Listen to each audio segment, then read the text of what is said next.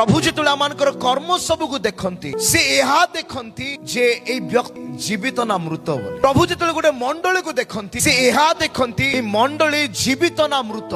आ जदि आमे मृत प्रभु कहउचंती लुप्त हेतिबा समस्त कार्य को कोन कर जागृत कर। दी प्रकार मंडली आज अछि ठीक से प्रकार दी प्रकार जीवन अछि गोटे मृत जीवन आ गोटे जीवित जीवन। दुखर कथा एहा आज अधिकांश लोक मृत प्राय क्रिश्चियन जीवन काटुचंती। एहा सत्य अटे आमे आत्मा रे बा जीवित भाव रे परमेश्वर कर सेवा करि पारना। जदि रोमियो तार 12:1 को आपण माने देखिबे प्रेरित पाउल रोमियो मंडली को लिखुछंती हे मोर प्रिय भाई माने ख्रीष्टंक दया है तुम आपण मान को विनती अनुरोध करूछि कि आपण आपण शरीर को सजीव कर। फर्स्ट पॉइंट अन्य कौन सी कार्य करने पूर्व प्रथम रे प्रभु यह देखती आपण सजीव ना निर्जीव आपण ठारे जीवन अच्छी ना नहीं आपण आत्मा रे जीवित अच्छी कि नहीं। प्रथम रे प्रभु ए विषय को देखती सजीव द्वितीय रे पवित्रता तृतीय रे ताहांकर सुग्राह्य बलि रूपे आपना को उत्सर्ग कर। लिविंग सैक्रिफाइस सजीव बलि रूपे आपना को कौन कर उत्सर्ग कर।